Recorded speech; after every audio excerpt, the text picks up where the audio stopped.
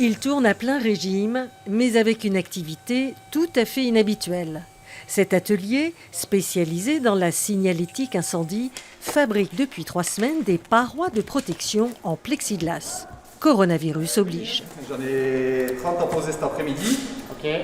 J'ai l'hôpital de Perpignan qui m'a appelé et j'ai la clinique mutualiste aussi qui m'a appelé cet après-midi. Près de 250 pièces sortent quotidiennement. En 3 jours, le stock est épuisé. Il faut donc se réapprovisionner. Pas si simple par les temps qui courent. Et j'ai réussi à en récupérer à Paris.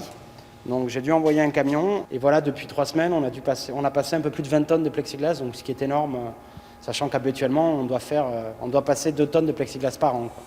À l'origine de cette initiative, David Montanet, plombier de profession. Sensible aux demandes pressantes du corps médical pour se protéger, cet artisan ne pouvait rester les bras croisés. Il se creuse les méninges et imagine ses parois, un acte de solidarité tout naturellement. Bon, moi, ça fait 15 ans que je suis plombier et j'ai fermé ma société depuis 3 semaines déjà. Donc j'ai commencé de suite, dès les premiers jours, à anticiper un petit peu la chose et essayer de trouver une solution un petit peu à tout ça. Et les demandes affluent de toutes parts, avec aujourd'hui des commerces qui préfèrent nettement cette solution au système drive, plutôt impersonnel. Mais grâce à cette vitre, les clients vont pouvoir carrément rentrer dans le magasin s'ils souhaitent, regarder un petit peu ce qu'on a, et ça sera beaucoup plus convivial. Et en plus, nous nous sentirons tous en sécurité, autant eux que moi.